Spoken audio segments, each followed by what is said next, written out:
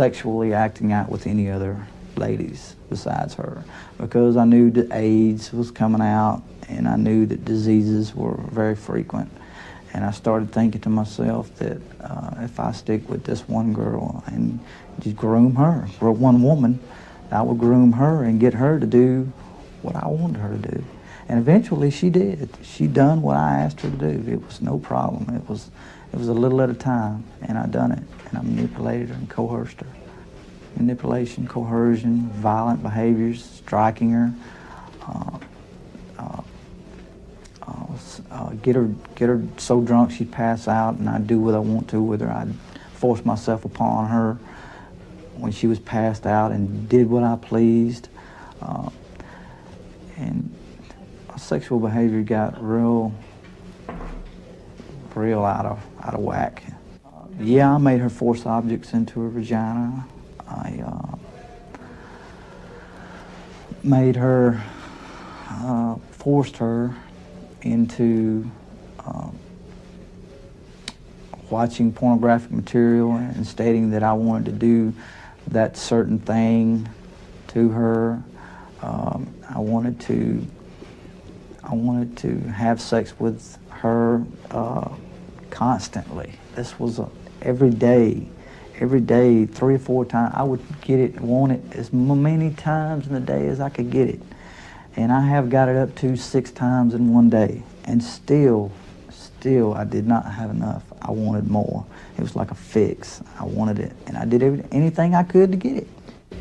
And how many victims did you have total? I have a total of 24 now, and I'm looking to see if I have any more. And were these, you said these were all kids except 2? No. Oh, yeah, well, they were under the age of 18. Most of my victims were the age of 11 to 16. And how did you get control of them? Was it through force and control and violence? It was manipulation. No, it wasn't violence. It was more like manipulation. It was coercion. It was like, I'll buy you this, I'll give you that, you know, and treating them like a person, but they were just objects. They were just objects. I was doing anything in my power to get them to give sex up, to give it up. And that's what I used to tell them. I said, give it up, you know. After I would have done, say, groomed them up, and then and they would comply.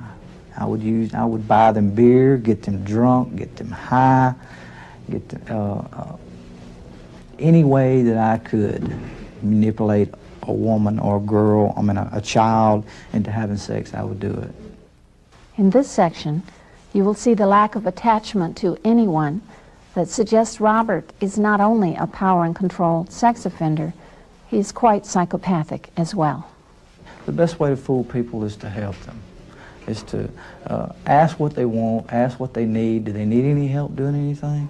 Do they need any money, or do they need their car fixed? Do they need the grass cut? Do they need their children looked out for?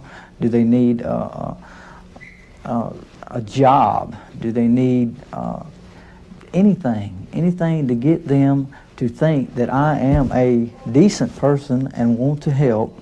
Trust me, I will help. And overall, that was a flat-out lie. Why do you think makes people so trusting? What do you mean, as far as trusting? Trusting you. Trusting me? Because to trust me, I thought that I could be trusted to a certain extent. And